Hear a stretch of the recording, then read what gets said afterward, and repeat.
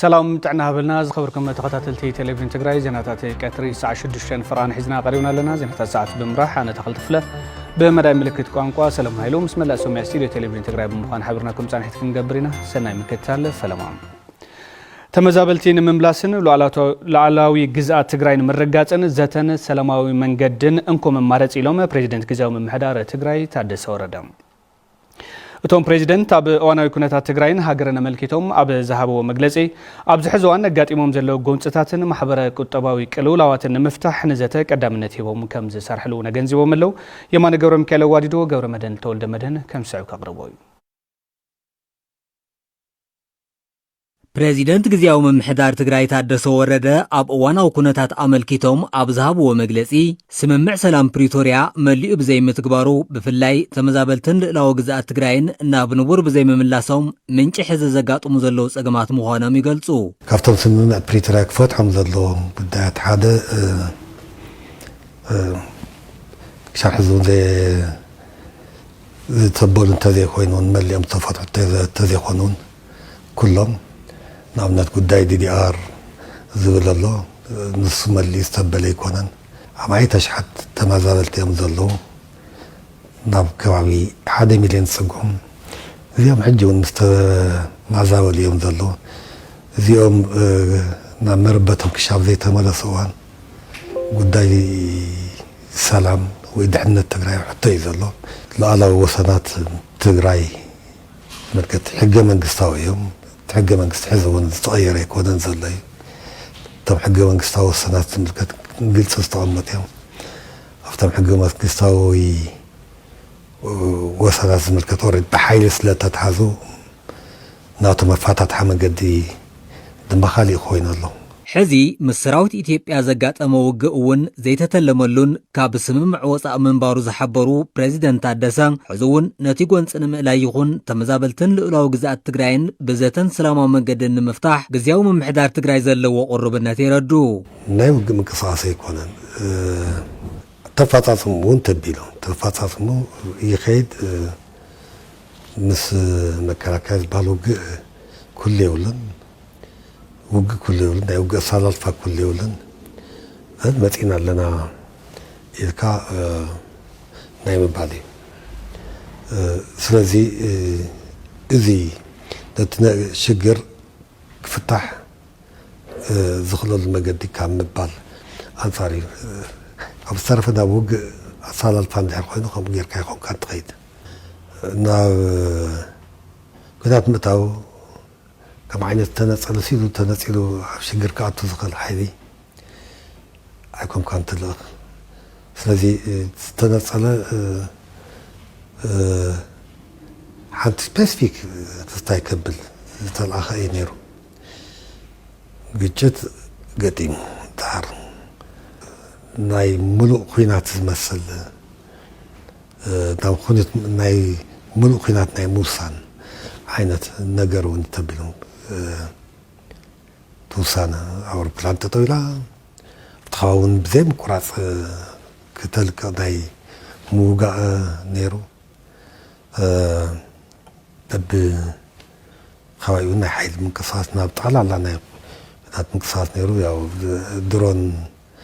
وانتن كاسايسن تسلمت زنارة توصلت تملس الله لما علتون أوضو على الله وقنيرو كملس ينات إذا أريد الله سلزي بذي مغدات نعم طلع الله قيدات زبال خم عين تمدلا ونينارنا خم عين تصال الفا ونينارنا كملس ولينا بلنا باك نورمال ناب زرر تو الله وذ ولينا هذا دبدا وقعت ملستيل تدرون دبدا جيجايو زبل الله نعملو قينات مسجار مدلاون جيجايو تايتكم تكون نابذي في اللي تكون سكونسينان غيد كم سراويت متن كم حيل متن يكون كم هزم متن كم منقست متنون بسلامك فتح ذل هنا ناب 5 عند مدنيا وقنا ناب 5 عند عبي ناي فول فليد قينات كناتو አድላይ ዝብል ነገር ይብልናን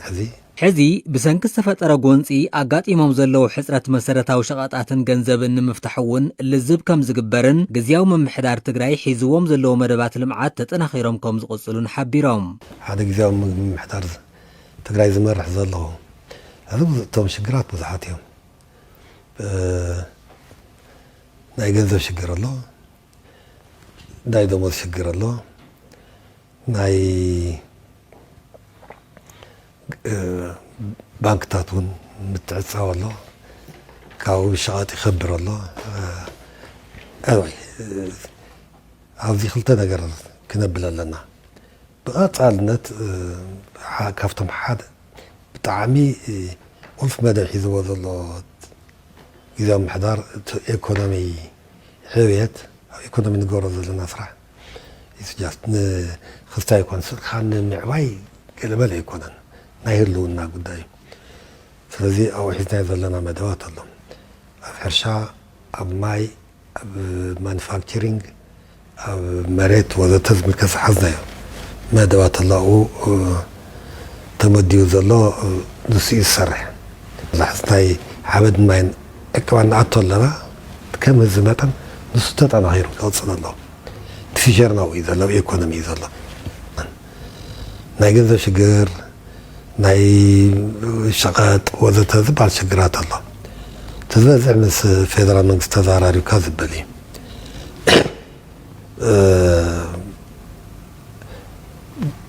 ቅድሚ ዝኾነ መፍትሒ ማለት እዩ ምስ ፌደራል መንግስቲ ተዘራሪብካ ክበል ክኽእል ኣለዎ ፌደራል መንግስቲ እውን ነዚ ክፈትሕ ክኽእል ኣለዎ ግዝያዊ ምምሕዳር ትግራይ ኣብ ትግራይ ዘላቕን ነባርን ሰላም ክረጋገጽ ዝኽእል ተመዛበልቲ ወገናት ውሕስንኦም ተሓልዩ ናብ መረበቶም እንትምለሱን ብሕገ መንግስታዊ ወሰን ትግራይ እንትረጋገጽን ከም ዝኾነ ኣብ ዘውፅኦ መግለጺ ኣፍሊጡ ትሕዝቶ እቲ መግለጺ መሳርሕትና ገብረ እግዚአብሔር ገዳሙ ከም ሰዒብካ ኣቕርቦ እዩ ጊዜያዊ ምምሕዳር ትግራይ ስምምዕ ፕሪቶሪያ ዘላቕን ዘተማመነን ሰላም ዘምጽእን ከም ዝኾነ ሓቢሩ ጊዜያዊ ምምሕዳር ትግራይ ኣብ ትግራይ ዘላቕን ነባርን ሰላም ክረጋገጽ ዝኽእል ተመዛበልቲ ወገናት ውሕስንኦም ተሓልዩ ናብ መረበቶም እንትምለሱን ሕገ መንግስታዊ ወሰን ትግራይ እንትረጋገጽን ከም ዝኾነ እውን ኣብ መግለጺ ኣፍሊጡ ኣሎ እዚ መሰረታውን ብሕታውን ድጉል ምኽንያት ጎንፂ ኮይኑ ከገልግል ዝኽእልን ሕቶን ድማ ብሰላማውን ፖለቲካውን መንገዲ ክፍታሕ ዝኽእልን ዝግባእን ከም ዝኾነ ገሊጹ እዩ ካብዚ ወፃእ ዘሎ መንገዲ ዘላቕን ዘተማመነን ሰላም ክረጋገጽ ከም ዘይኽእል እውን ሓቢሮም ኣብ ሰሙን ዘጋጠመ ግጭት እውን እቲ መሰረታዊ ሕቶ ትግራይ ዘላቕ ፍታሕ ብዘይምርካቡ ዘጋጠመን ክፍጠር ዘይግብኦን ዝበለ ጊዜያዊ ምምሕዳር ትግራይ ሕዚ እውን ብመሰረት ስምምዕ ፕሪቶሪያ ዘላቕን ዘተማመነን ሰላም ክረጋገጽን ዘላቕ ፍታሕ ክመጽእን ዘለዎ ቆራጽነት ገሊጹ ጠጠው ዝበሉ በረራታት መንገዲ ኣየር ኢትዮጵያ ክጅምሩ ህዝቢ ስርዓት ፋይናንስ ኣሚኑ ዝዓቆረ ገንዘብ ኣብ ባንክታት ብዘሎ ሕፅረት ጥረ ገንዘብ ምኽንያት ኣብ ህዝቢ ተፈጢሩ ዘሎ ጸገም ክፍታሕ ወርሒ ክሳገድ ጽገም ሰራሕተኛ መንግስቲ መደበኛ ማህዩ ብእዋን ዝረኽበሉ ኩነታት ክማቻቸው እውን ንፌደራል መንግስቲ ሕቶ ኣቕሪቦም ኣወንታዊ መልሲ ከም ዝጽበ ድማ ሓቢሩ ውድብ ሕቡራት ሃገራት ኣብ ትግራይ ዝረአ ዘሎ ሓድሽ ወጥሪ ኩናት ብቀረባ ይከታተሉ ከም ዘሎ ገሊጹ እቲ ውድብ ዝረአ ዘሎ ወጥሪ ኩናት ንሰላማውያን ሰባት ዝሕድሮ ኣልታዊ ጽልዋን ኣብታ ገና ኣብ ከይዲ ዳግመ ህንፀትን ሕዌትን ዘላ ክልል ትግራይ ከብጽሖ ዝኽእል ዕንወትን ሓደጉን ከቢድ እዩ ብምባል እዚ ድማ ሻቕሎት ከም ዝፈጠረሉ ኣብሪሁ ዋና ጸሓፊ ውድብ ሕቡራት ሃገራት አንቶኒዮ ጉተሬዝ ኩሎም ወገናት ኣብ ምትእማን ብዝተመስረተ ሰላማዊ ዘተ ፍልልያቶም ክፈትሑ ብምጽዋዖም ዘብርሆ እቲ ውድብ ብመንገዲ ምክትል ወሃቢ ቃል ትትካል ፋህራን ሓቂ ዝወፀ መግለጺ እቲ ዝተኸተመ ስምምዕነት ምቁራጽ ተጻብኦ ብምሉእነት ክትግበር ተላብዮም ኢሉ ድሕሪ እቲ ስምምዕነት ካብ 2022 ኣቆጻጽራ ኣውሮፓውያን ጀሚሩ ዝተረኸቡ ጸጋታት ብምዕቃብ ኣገዳሲ ምዃኑ ዘግልሁ እቶም ዋና ጸሓፊ ኣብ ትግራይ ሰላም ንምጉልባት ውድብ ሕቡራት ሃገራት ምስ ሕብረት ኣፍሪካን ካልኦትን ሓቢሩን ምስራሕ ድልው ምዃኑ ነረጋጊጾም ከም ሰብጻብ ዮርዳኖስ ገብረስላሴ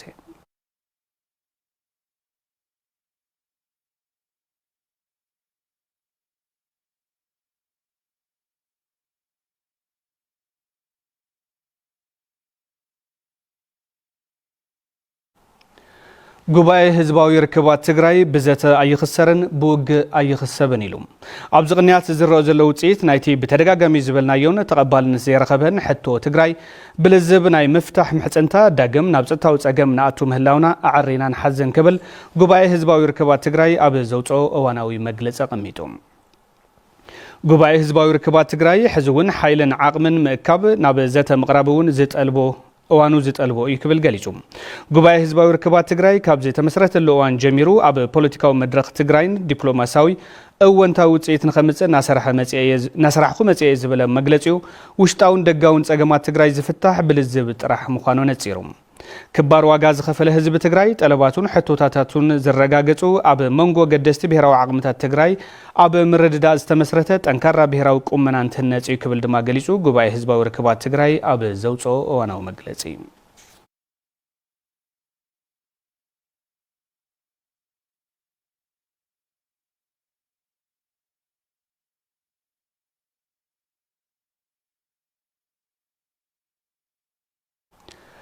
ነጋዶ ኣብ ትሕቲ ስርዓት ፋይናንስ መንግስቲ ስለዝመሓደሩ ንሕብረተሰብ ቁጠባዊ ቅልውላው ካብ ምፍጣር ክቁጠቡ ይግባእ ኢሉ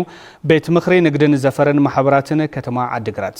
ኣብዚ ሕዚ እዋን ኣብ ነጋዶ ዝረአ ዘሎ ዘይፍትሓዊ ዋጋ ዕዳጋን ባንኪ ትራንስፈር ዘይምቕባልን ኣግባብነት ከም ዘይብሉን ብመንግስቲ ንዝውሰደሎም ስጉምቲ ድማ ከም ቤት ምኽሪ ንግድን ዘፈረን ማሕበራትን ሓላፍነት ከም ዘይወስድ ምክትል ፕሬዚደንት ቤት ምኽሪ ንግድን ዘፈረን ማሕበራትን ከተማ ዓዲግራት ኣይተ ፍጹም ዘርኡ ገሊጾም ዘለው ጸገም ጥረ ገንዘብ ክሳብ ዕላዊ ፍታሕ ዝጓሃብ በዲጂታላዊ ዝተሓገዘ ምትሕልላፍ ገንዘብ ቅቡል ክገብሩ ኣለዎም ድማ ኢሉ ተፈጢሩ ዘሎ ሕጽረት ጥረ ገንዘብ ንምፍታሕ ገንዘብ ኣብ ደገ ዘቐመጡ ነጋዶ ናብ ባንክ ኣታዊ ክገብሩ ወሲኹ ሓቢሩ ኣብ ሕብረተሰብ ቁጠባዊ ሃሳያን ዝበጽሖ ነጋዶ ንዝምልከቱ ኣካል ምሕባር ህዝቢ ሓጋዛይ ክኸውን ኣለዎ ድማ ኢሎም ከም ጸብጻብ ጉዳያት ኮሙኒኬሽን ዞባ ምብራቕ ትግራይ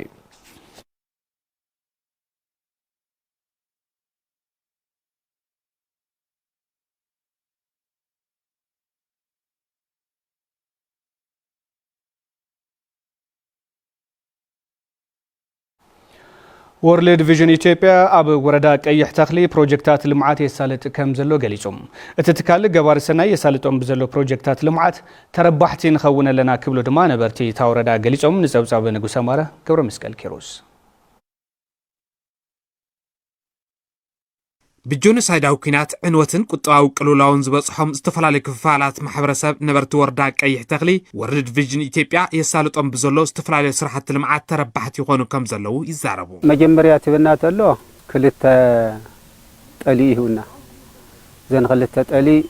ተሓንቲት ልግዙ ምስ መጸት ተሰራ ተሓንቲት ሓማ ነራ ኣሕኪመ ሕሽዋ ተሰራ ከዚ ሓደ ማሕሽቕ ኣተሪፈና ለለዋ ማለት ኣርባዕተ ኮይነን ለዋ ብድምር ኣርባዕተ ኮይነን ሙሓድ እንተዘይ ኮይነን እዚ እንሲ ናብራ ዝቕየራ መኾነን ይኣምነለኒ ኣብ ወርሒ ሰነ ሄን ዘንደሁ መንቋሕ ንጀመራል ኸዓኒ ካልኣይ ወርሒ ብ2018 ማለት እዩ ኣብ ጥቅምቲ ጀሚረን መንቋሕ ካብ ጀመራ ናሸጥኩ ንባዕለን ቀልደን ደይ ትምተለን ኣስፌዛ ንባዕለይውን ተኸቲተን ኢኹም ኣትይኸም መንቋሕ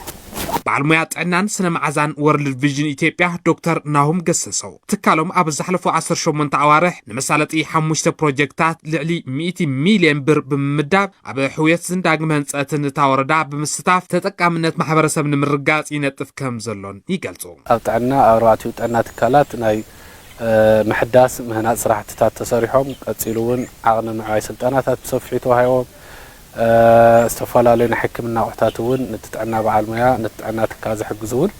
حاجة استجيرهم حزيت عنا تكالات خفت زناران تعرف بزحشة قلقالت إنها غير كاملتهم أفتناي حرشاون سحشن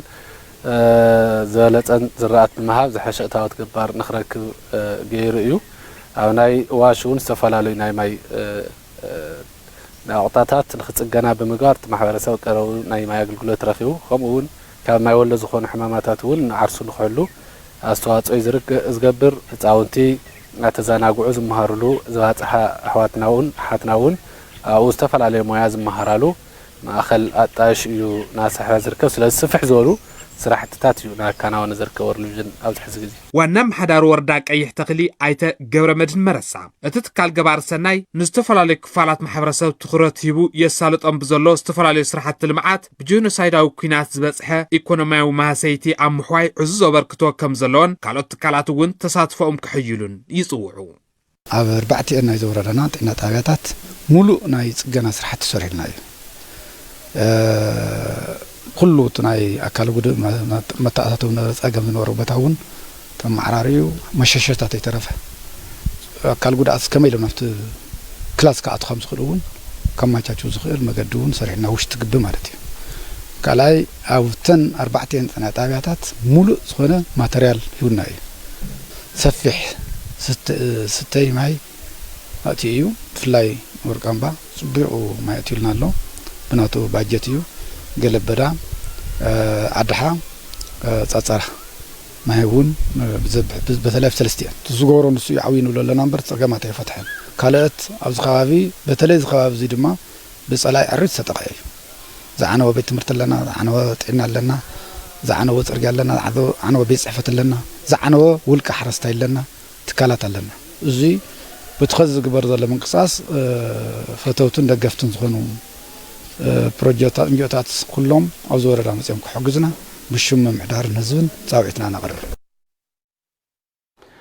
بيت صحفة بوليس كتما شرندا سلاسي لعلي 500 لتر استحاب زيتي أب تحتي قطر كم زو على قليجهم توكالي بوليس كتما شرندا سلاسي انسبكتر جبرانيا تخلاي كاب مشت ماخل عداغا ناب منبر جزان تقو عازن هالو بتقو محبر السب أب قطر عيلو بحق مسرد ما تفتسام كم زخون حبيرهم مكتل حلاف بيت صحفة من قستاوي قلقلوت ايت قرماي عقواي بوغنهم قدم كبل نملا نقاداي وسخ كي يقبرو كاب جزان جزا جميرو كساب بميدياتات كم زفلتنان كاب زحاليفو ما بستورنا هلو بزي مخنيات واغان زوسخو ناي معشاق سراحتي كم زي توسدن قليصوم እቲ ዝተዓሸገ ድማ ተጻሪዩ በቲ ዝነበረ ዓዳጋን ሕብረተሰብ ከም ዝከፋፈልን ካብዚን ላዕሊ ጥፋት ዘለዎም ክሳብ ቅጽዓትን ምምንጣል ንግዲ ፍቃድን ስጉምቲ ከም ዝውሰድ ዘፍለጡ ኮይኖም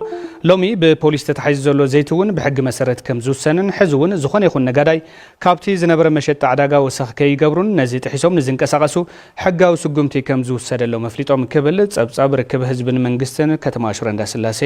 ይገልጽ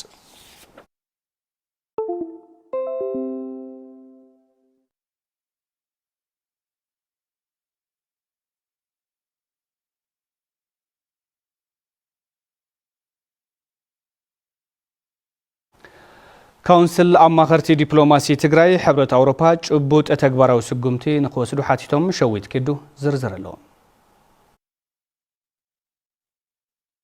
كونسل أماخرتي دبلوماسي تجراي حبرة أوروبا جبوت تجبر وسجمتي نقوسد حاتيتهم تي كونسل أبز صحفو دبدابي أقلولت دقاون فتات أوروبا أب تجراي نزلو جنس أو معلتاتي كاتاتلو كم زلون كهاد مسوع بمسجان يكون مبر كاب مجلس تاتيت حساس بنزليلو تجبر وسجمتي قوسد يجبعيلهم أبل علي سلاموين سبات زفصم زلو دبدابات دو كفلن وراري تفليو كجساسن يجبع أزبل مجلس تي كونسل برر أير كجمر جدب ندادن أقلولتات بانكن كل علن تفصامنت وعلي بريتوريا كرجاجسن لعل دفئت كجبر صويعم كاب بسلاو كينات نزرحن هزبي مقتال مفرحن داغماي عصوا مكيادن تلم جبن مخانو تفليتو علم لخاويان مشارختي جبوت سجمتي كوسدوا غنزيبم كم سعبينتي استفتر وطري برارات تزريزم اغلولوتات بانكي ندادن كالوت ادليتي اقوحتن دوموالو ززخخر كونسل اماخرتي دبلوماسي تግራይ بسنكو دما هزبي اددا محبر قطاوي قلولاو خوينو كبل غليصم منغست فيدرالن غزيم محدار تግራይን حوراوي لزب مكياد اتم اغاطيمم زلو محبر قطاوي قلولاوات نتغبراونت وعلي بريتوريا كسرحن بزغبر منغدي حبرت اوروبا جبوت سجمتي نخوسد اتحساسيبم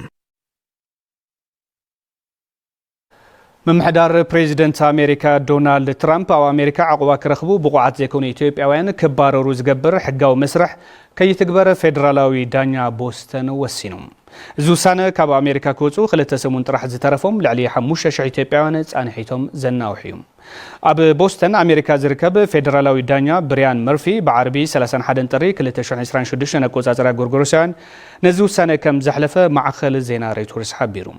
توم دانيا نزي كسيز تملكتو أب زحلفة سومن سلسة إثيوبياوين مس أفريكا كوميونيست تجيزر استوهالة جوجلة تتابع مسلا سدتنيات أفريكا كسي دحر مقرابهم بمسارة زي من قست أمريكا نحات التعقبة إثيوبياوين زهبو زنبرة جزاو حقاوي حلوة كبكع أب مجمر تورحة حساس زحلفة السنة زكاوميوم أتي كقارة توسنة سجمتي أبي كل تشحن عصرت حموشن أبي وأنا بريزيدنت أمريكا نبر جو بايدن كتجبر استوسنة مثل عقبة زي بلوم إثيوبيان كاب أمريكا كي يباررون فقد سرح كرخبون زخ الحلوة بقندو زناوحة مسكونة تجراي بزت أساسر منبارو بي بي سي زخاخيرو كم سبساب وينتبوزنا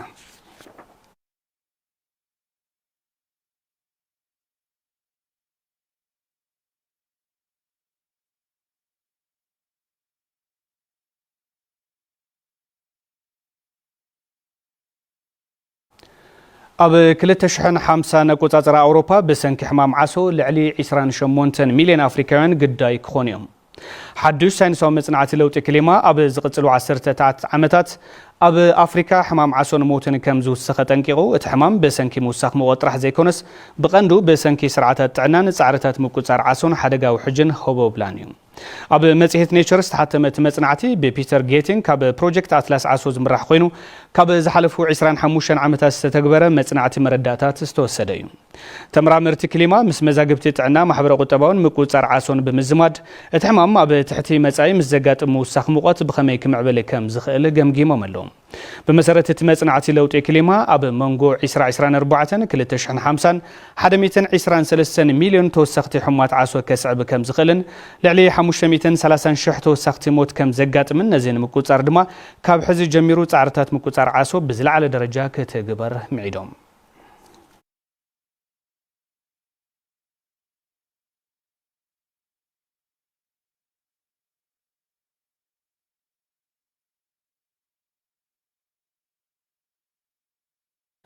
زخبركم تملكتنا كابزي بمقصالن اب صوصوات سبورت زعليتنا كنسغر صوصوات سبورت وشت عدن وصان دما مسرحتنا كبرم تسفاي دحر زحصار مسغاغرت حجلنا كقربي حبرنا نكتاتل يمسغنا تخلتي دحنا صنيو هم زخبركم تملكتنا السفرنا وشت عدن وصان سبورت غوديات كاب تلفزيون تግራይ جمير لهم تعلقوا بدي مزمسغن كبرم تسفاي كاب وشت عدي بزحزنا مزعباتات نمجمار دما قطمات وانጫ مسبوق نقدم حمشاي سومن قطمات وانጫ مسبوت مالي سنبت عب سفر لكتماتات تግራይ ودرات متنقاد كسيلو تخايدو غانتا تولالو بين فراون زراخبه صوتا ببادو بزخونه معراوز مفصم تركب كله بتماثل حصا قراغر علتا مس حاوزين زراخبه صوتاون بادو نبادو بزخونه معراوز مفصم تركبو زالم بسن اداك حموس مغلس 7 درتا بزدما بتماثل وزي سلسن بادو بزخونه وزي تعوت مزغبن اب كالي مدب زركبا غانتا تبزكاد قطم كيحا نسيرا كلتن بادو هوسبيتال حرمنين هاجر سلام كلتن حدا بوليس والتا تግራይ ንዓዱ ጉደም ሓደ ነባዶ ማጨውን ዕቋር ላሃን ቀመረን ዘራኸበ ጾታ ድማ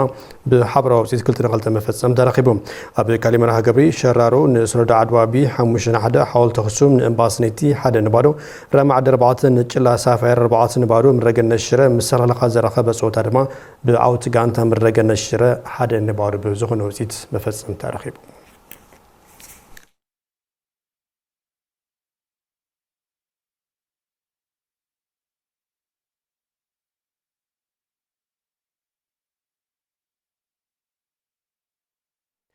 مبل 10 شومنت سوم قطماس بي بريمير ليج ኢትዮጵያ ኣብናይት ማለት ሰንበት መርሃ ግብሪ ጋንታ መቀለ 70 እንደርታ ማዕረግ ተፈላለየ ከላ ጋንታ ወልዋሎ ዩኒቨርሲቲ ዓድግራት ድማ በርባ ምንተሳዒራ ኣብ ዝቐፀለ መርሃ ግብሪ ወልዋሎ ዩኒቨርሲቲ ዓድግራት ምስ ኣርባ ምንጭ ዘራኸበ ፀወታ ብዓወት ጋንታ ኣርባ ምንጭ 2-1 ብዝኾነ ውጽኢት መፈጸም ተረኺቦም ታምራት ያሱ መበል 53 እንዲያን 88 እንዲያን ጋንታ ኣርባ ምንጭ ጎላት ከምዝግብ ከሎ ብሕታዊት ጎል ጋንታ والوالو يونيفرسيتي عدغ دما فريم سلومن مبلسن 5 እንዲያ መዝጊባይ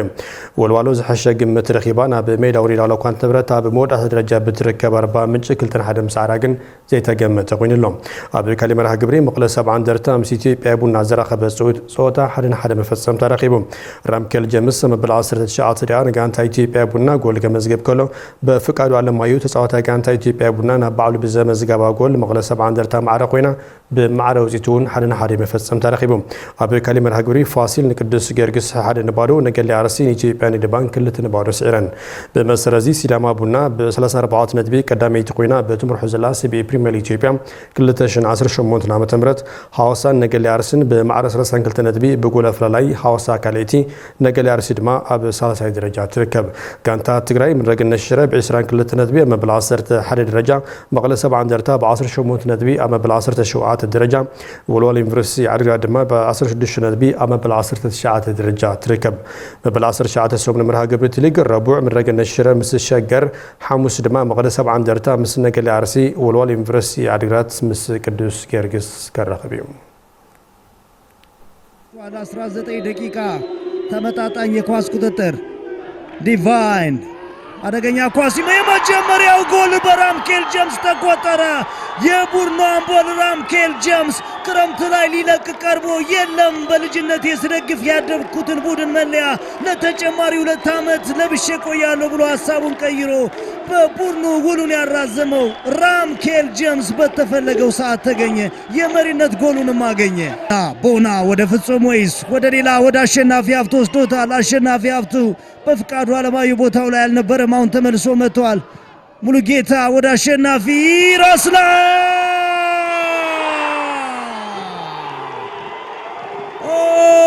ሞዋና ብስቶች በጫና ራስ ላይ በተቆጠረ ጎል ወደ አቻነት መጥተዋል። በፍቃዱ አለማየሁ ማዕዘን ምቱ ተዘጋጅቷል። 19 ደቂቃ ተመጣጣኝ የኳስ ዝርዝርና ብዝሓዝናሉ ዛዕባውን ሰግር ከልና ንውድድር ዝምደበሎም በጀት ብዘይ ምህላው ኣብ ውፅኢቶም ኣሉታዊ ፅልዋ ከም ዘሕደረ ኣባላት ፕሮጀክት ኣትሌቲክስ ከተማ መቐለ ተዛሪቦም። እቲ ሕቶ ልክዕ ምዃኑ ዝገለጸ ፌደሬሽን ኣትሌቲክስ ትግራይ ብወገኑ በዓል ዋና ናይታ ጋንታ ዝኾነ ምምሕዳር ከተማ መቐለ ፀገም ክፈትሐሎም ብተደጋጋሚ ብደብዳቤ ዋላ እኳ እንተፍለጠ ምምሕዳር ከተማ መቐለ ግን ዛጊደ ፀገም ክፈትሖ ይከኣለን ክብል ፌደሬሽን ኣትሌቲክስ ትግራይ ገሊጹ ኣሎ። ብምዃኑ ድማ ፌደሬሽን ኣትሌቲክስ ትግራይ ናይ ባዕሉ ኣማራፂ ክወስድ ከም ዝግደድ የፍሊጡ ሓየሎም ኪሮስ ካብ በ7 ክፍላተ ከተማ መቐለ ዝተውጣጦን ንብርክት ዝበሉ ዓመታት ብምምሕዳር ከተማ መቐለ ድጋፍን ክትትልን እናተገበረሎም ዝመፁ ኣትሌታት ፕሮጀክት ኣትሌቲክስ ከተማ መቐለ ንዝሓለፉ 2 ዓመታት ግና ካብ ምምሕዳር በጀት ከም ዘይተበጀተሎም ይገልጹ። ቅድሚ ሰሙናት ኣብ ከተማ ውቕሮ ኣብ ዝነበረ ሻምፒዮን ኣትሌቲክስ ፕሮጀክታትን ጋንታትን እውን ወፃኢኦም ብውልቆም ከም ዝኽኣሉ ይገልጹ። ዓብይ ከተማ ተባሂለ መቐለ ካና ዞም ወረዳታት እዮም ደንቢ በጀት ካው احنا ግን በዓልና መጽና ኳስ በሙሉ ዓቅምና ዝወደረ ህዝብ በማና አይነት ተሸፊና ነያ ምስሙል ዓቅምናስ በጀት ብሕጽረት ኢና ንቀርለና መቐለስ ታይና ጌርና احنا ሲ ኦልዒና ስደት ኸዱ ዲኹም ትለኹምና ወይስ ጉያ ግደፍ ወዲኹም ትለኹምና ወይስ ስፖርት ጥቕሚ ይውሉ ዲኹም ትለኹምና ትርዲኻኒ ታዩ ኮይኖም ታያ ሽግራ ዚኣሲ 750 ሺህ ካውል ታሕቲና እንጥይቅለና ዞ መቐለ ሰው ዓንደርታ ንሕና ኮና መቐለ ስሚና ንጽዋዕ መቐለ ሰው ዓንደርታ ህንዲ ይብጀት ኣሎ 120 ሚሊዮን 200 ሚሊዮን አይንፈልጠይ ብዙሕ ይግን እዚኣ ተንስታየን አይ አው ንምጠመተለ ኮቻትና ብቻ የም በይስ በጀት ለንዋል ሳይ ብድስ ናስ ጠመተስ ቃ ይጎድልና ይብጣሚ ኣብቲ ሻምፒዮና ካብ ብዝሳተፉ 17 ኣትሌታት 5 ወርቂ 2 ብሩር 2 ነሓስ ሜዳልያ ዝረኸበት ሶባ መቐለ እንድሕርዳ ድጋፍ ተገይርልና ካብ ዝንላዕሊ ውፅኢት ክነመዝግብ ምኽኣልና ይብሉም። ሃምዚ ዓብይ ከተማ ዝባል መቐለስ በጀት ክግበረልና ይብስሮ በጀት እንድሕር ሓጊዞምና ኮሕናለ ዓቅምና ሙሉ እዩ ናይ ንፈልጠኩም ኢል ቃል መፂና እዩ እዚ ጌጋ ይካኦም ለይ ንጽቦይ እዚ ክኾን ይውሊ ህዝለ ዘን በጀት ሃውና ይንለኩም ግን ብስነ ስርዓት ተኸታተሉና ግቡእኹም ትፈጽሙ ግቡእኹም ሲፈጽሙ ክብጅትና ኻለት ለይ ብጃቱ ና ክብጅ ሰላስ ነው ወላ ችግር ይልኮ ንሕና ኮ ህምዲና መጽናስ ክለናት ንኸድና ኸዲና ግን ንመጽስ ክስርሑን ይወብጣሚ ኣሰልጣንታ ፕሮጀክት ዝኾነ ሰሎሞን ጸጋይ ብወገኑ ብምምሕዳር ከተማ መቐለ ንሕቶና ዝዋሃብ መልሲ ነቶም ሰገናት ተስፋ ዝቆርጽ ምዃኑን ናይ ምብታን ሓደጋ ከም ዘሎን ይብርህ ዞዋ ሙስተይ ፈልጠኩም ይዳርጋ ኢልና ለለ ከንቲዋ ማለት እዩ ብጣዕሚ መሕዘን ግን 45 ኣትሌታት ግን ይውና 30 ዕጥቅ ልውሃው እዮም 15 እዮም ተጣዋዕቲ ላተተኩል ኸዱ ማለት እዩ ወጣት እዮም 45 ወጣት ተተበቲኑ ላበ ይክድ ላብ ሕማቅ ነገር ላብ ስደት ላብ ካሊ ይክድ ማለት እዩ ግን 45 ብስነ ስርዓት ታኒጹ ይደሎ ኸዚ እሱ ይፍረስ ተተዋል ድማ ብጣዕሚ ከቢድ እዩ ማለት እዩ ነዚ ሕቶ ሒዝና ካብ ምምሕዳር ከተማ መቐለ ሓበሬታ ንምርካብ ዝገበርናዮ ጻዕሪ ሰመረን እዚ ከምዚ ኢሉ እናሃለወ ግና ኣብ ፌደሬሽን ኣትሌቲክስ ትግራይ በዓል ሞያ ቴክኒክ ዝኾኑ ኣይተ ጌታቸው ማሞ ኣብዚ ጉዳይ እቲ ምምሕዳር ተሓባባራይ ንክኸውን ከም ፌደሬሽን ምንቅስቓሳት ከም ዝተገበረን ግን ድማ ክሰምር ከም ዘይከኣለን ይገልጹ ንሕና መጀመርያ ደብዳቤ ጽሒፍና ናብ ከንቲባ እቲና ካብኡ ቆጠሮ ናበሉ እሺ ክንፍጽሞ ኢና ናበሉ ካብኡ ብኣካል ንጌታቸው ረኺብናዮ ፀገም የውሊ እዚኦም ፈትሒና ኢሎምና እስከ ሕዚ ግን ኣይፈትሕዎን ዓብዪ ሕዚ ግን ናይ መወዳእታ ደብዳቤ ጽሒፍና ኣለዎም ለና እንድሕር ናቶም ምላሽን ሓዚ ንሰምዕ ኣለና እዛ ምላሽ ተኣያፃ ኣይ ክንሕዘ ኢና ወይ ኣይንኽእሊ ዝብል ነገር ንኽእሊና ዝብል እንተሃልዩ እሰየ ክቆፅሉ ኣይንኽእልን ዝብል እንተኮይኑ ድማ እቲ ፌደሬሽን ናይ ባዕሉ መማረፂ ክወስድ እዩ ማለት እዩ كاب أتلتيكس ملكات قداي كواتسانا بمدرخ أتلتيكس عالم بداينة مسرح رأي كم زلو بينيام هيوت قديسو أبز حزوانا بسفر مدرخات بدرجة هاجرن بدرجة تقرأين أبز كاي الودرات بداينة نمر حزر كاب بينيام هيوت مسرحنا قبل زكابير تادلة بعد بتوزكورو زانيت كم سبق قربي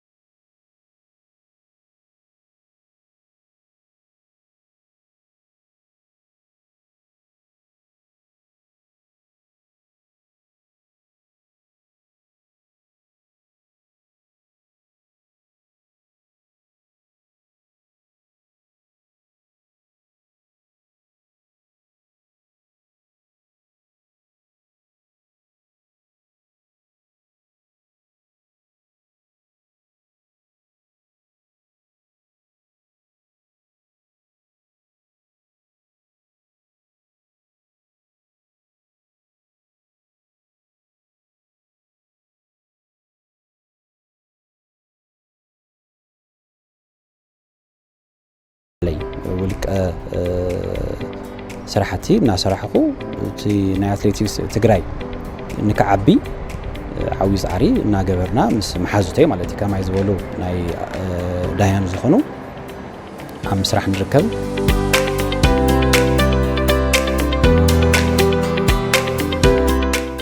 بأتلتيكس أزون بعالم بركي يعني بهاجر بعالم بركي زري زلو تجاريو زلاية حوي دستايو كم بينام دما تناي مجرشا دايني نزلو بعالم بركي عدي وكيلة أو كداني تلقو حلمي يبل خزي أما مهار اللقو أما مهار مالت ناي دايني نتمويا يسرحية زيت راح تلقو نايجن عدي وكيلة أو عالم مرخ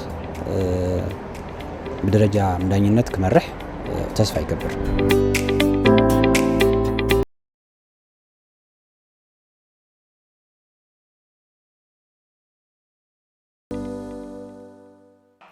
زغبركم تملكتنا الصفر لنا وجدان نوتان سبورت قديات كاب تلفزيون تقرأ مكتال مسانا سنوركم المسجن أبزيك سنبتكم سنة مالتي